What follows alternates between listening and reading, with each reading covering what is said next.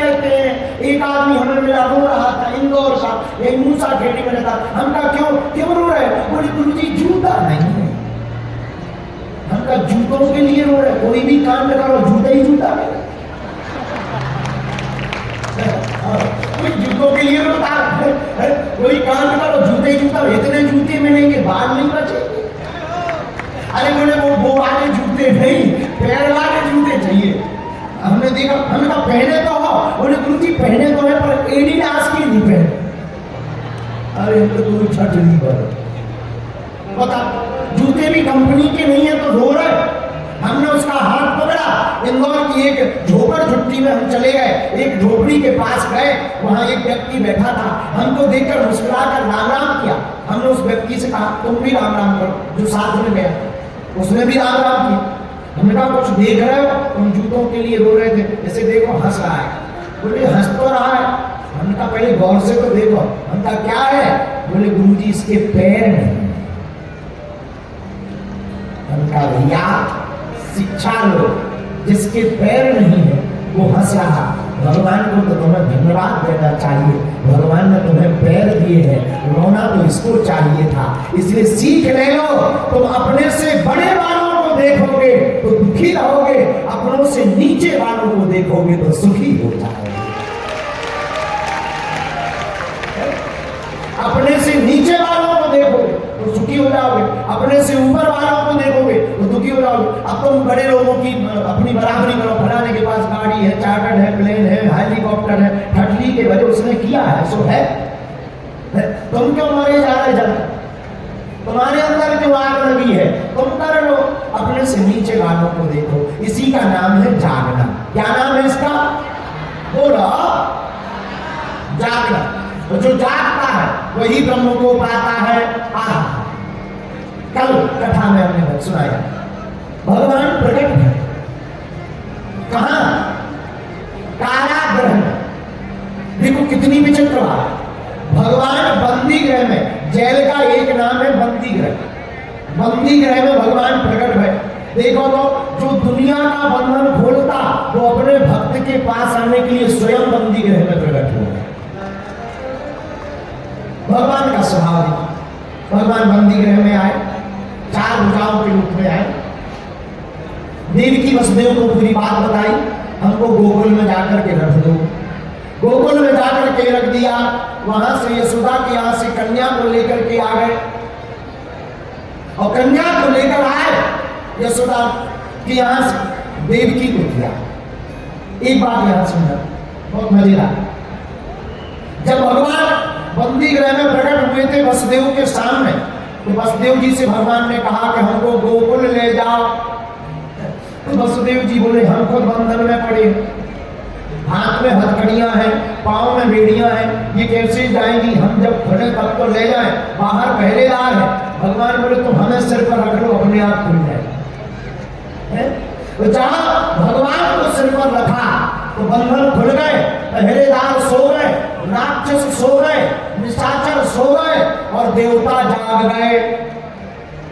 लेकिन जैसे ही भगवान को रखा और माया को लेकर के आए तो फिर बंधन में पड़ गए।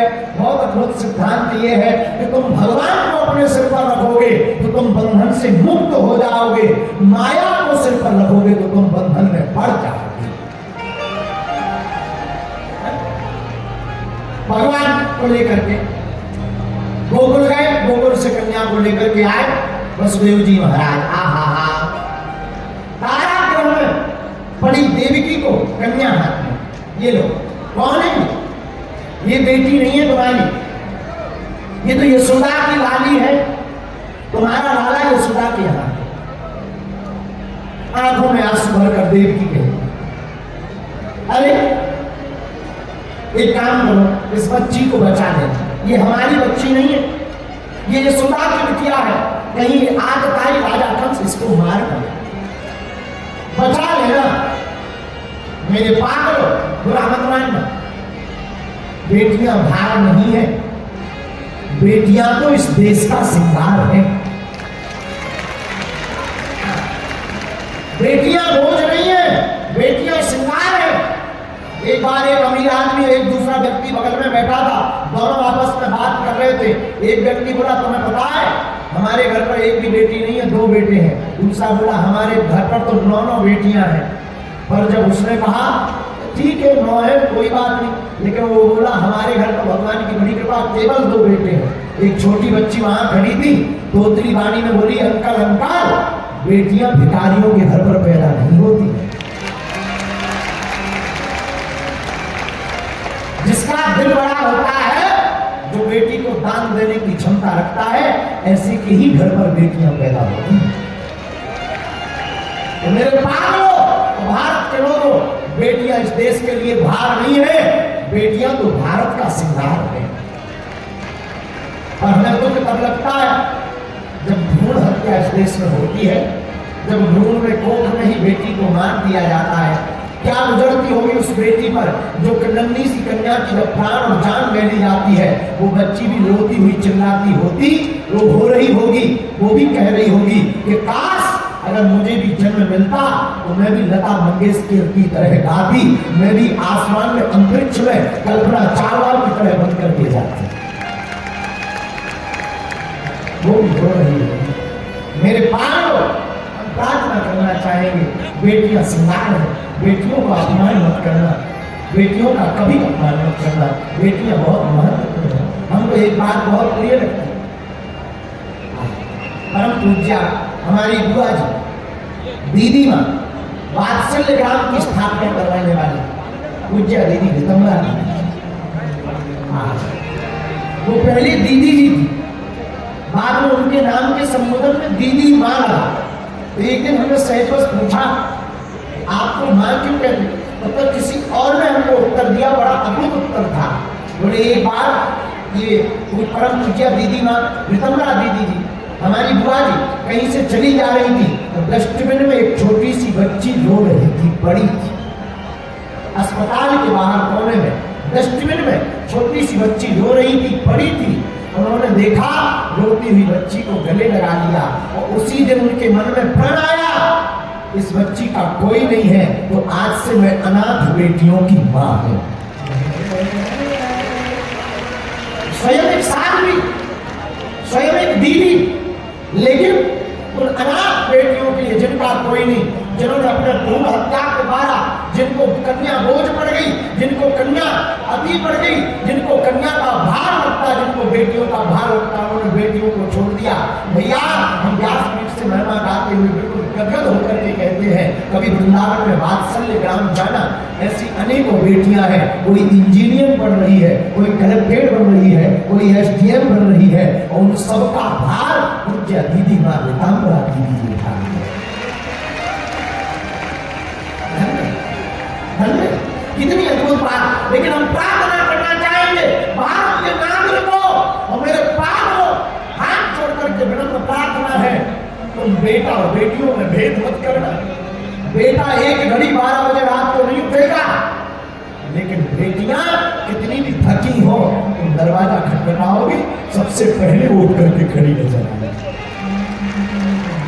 हम तो आंखों से देखते हैं, हम तो अनुभव वाले आदमी हैं, हमारे पास तो आती है बेटियां, विवाहित माताएं आती, बहनें आती, और वो जब चर्चा करती तो ससुराल पक्ष की तो चर्चा करती है, मायके के बारे में भी पूछती है। गुरुजी और तो सब ठीक है, हमारे पिताजी बीमार हैं, बेटों को इतनी फिक्र नहीं है, बेटों को फिक्र होती भी है तो ससुराल की होती है ज्यादातर, और बेटियों को दोनों पक्ष की फिक्र होती है।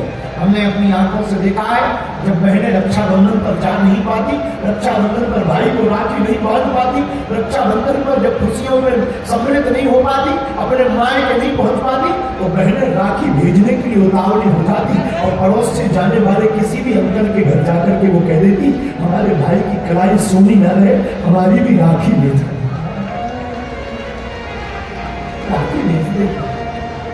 बेटियां महान है, भारत बेटियों से महान है, इसलिए हमारी प्रार्थना है कभी भी बेटियों को मत सताना, भ्रूण हत्या मत करना। हम लोग चांद पर पहुंच रहे हैं, हम लोग डिजिटल हो रहे हैं, हम लोग 21वीं सदी में जी रहे हैं, लेकिन आज भी हमारे देश में बेटा और बेटियों में अंतर देखा जाता है। हम प्रार्थना करेंगे बेटियां महान होती हैं, बेटियां महान होती हैं। अरे भैया, हमको एक घटना याद है, किसी नौयुवक की शादी हुई और शादी के 2-3 दिन बाद वो कक्ष में गया, कुछ देर उसने विश्राम ही किया था कि दरवाजा खटखटाया किसी ने। तो आवाज लगाई, कौन? तो बाहर से उस बालक का पिता चिल्लाया, बेटा बाहर निकलो, कोई जरूरी काम। बालक ने अपनी पत्नी से कहा कि हमारा पिता भी बड़ा पागल, बड़ा मूर्ख, इसे रात को ही काम आता, दिन में मिलने का क्या बिगड़ जाता, दिन में बात कर लेंगे। तो इसमें भीतर से ही चिल्ला करके कहा, पापा सो जाओ, सुबह बात करेंगे, कोई दिक्कत नहीं। लेट गए। पत्नी ने बल्कि कहा, दरवाजा खोल दो, क्या बिगड़ रहा है? अरे हटाओ, अब आप तो कम से कम चैन से सोने दो। लेट गए। लेकिन 2-2:30 बजे फिर दरवाजा खटखटा, पूछा कौन? तो फिर आवाज दूसरी आई, तो पूछा कौन है? तो बाहर से आवाज आई कि मैं तुम्हारा ससुर, बेटी का पिता, और जरूरी काम, दरवाजा खोलो। बेटे ने कहा पत्नी से, देख मैंने अपने पिता के लिए दरवाजा नहीं खोला, तू भी मत खोल, सो जा, बाहर में जाने, सो जा, सुबह देखेंगे, सुबह बात करेंगे, ये आज की बात अपने लिए खास, सो जा। पत्नी बोली चुप रहो, आपको कल छोड़ना पड़े, मैं आज छोड़ने को तैयार हूं, पर मैं अपने पिता को दरवाजा खोले बिना छोड़ेगा। दरवाजा खोला, कोई घटना घट गई थी, बात हुई, आकर के सो गए, सब सामान्य हुआ। भविष्य में उनको 2 बेटा 1 बेटी, जब 2 बेटे हुए तो उस नवयुवक ने वो कोई उत्सव नहीं मनाया, लेकिन जब बेटी पैदा हुई तो उसने भंडारा करवाया 11 गांव का। तो पत्नी ने पूछा, सुनो जी, जब बेटे हुए तब तो आपने खुशियां नहीं मनाई, और बेटी के होने पर खुशी क्यों मनाई? वो आंखों में आंसू भर करके बोला, पत्नी जी वही बेटी है जो 12 बजे रात को भी दरवाजा खोलने के लिए अपने पति से लड़ सकती। बेटी तो वो है 12 बजे रात को भी अपने पति से भी लड़ पड़ेगी, पिता के लिए। मेरे पागलों, हम हाथ जोड़कर प्रार्थना करते हैं, बेटियां तो कभी विचार करना, हम लोग ताना देते हैं, कभी विचार करना, छोटा सा विचार करना, बेटियों को ताना देते हैं, बहुओं को ताना देते हैं, कभी विचार करना, जिस घर में वो 21-22 साल तक बड़ी है, खेली है, आंगन आंगन के कोने कोने में खेली है, वो एक झटका मार करके तुम्हारी हो जाती है। जब तुम उसके पिता को कुछ कहते या माँ को कुछ कहते, क्या बीतती होगी। एक जगह हमने सूत्र दिया था कि भारत में अगर बेटों की जगह बेटियों को माता पिता का रखने का अधिकार होता भारत, तो एक भी वृद्धाश्रम नहीं होता। बेटों की जगह बेटियों को अगर माता पिता को रखने का अधिकार होता, एक भी वृद्धाश्रम भारत में नहीं होता। लेकिन एक नई बात हम और जोड़ करके कहते हैं, वही बेटियां जब किसी के घर पर बहू बन करके जाती हैं और सास ससुर को ही अगर माँ बाप मान ले तो भी भारत में वृद्धाश्रम बंद हो जाए।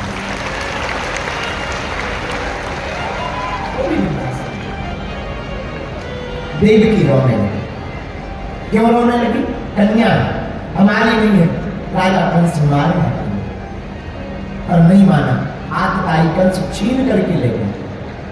आज जैसे ही पत्थर पर पटकना चाहा, उस कन्या हाथ से छूट आकाश में जाकर के बोली, हे राजा कंस, तो मुझे क्या मारता है? तेरा मारने वाला तो पहले ही ब्रज में पैदा हो चुका है, ब्रज में प्रकट हो चुका है, ब्रज में प्रकट हो चुका है। इधर भगवान गोकुल में प्रकट हुए। यशोदा के लाला की भैया 80 साल के डोगरा हो गए नंद बाबा, आज तक एक भी छोरा नहीं बना।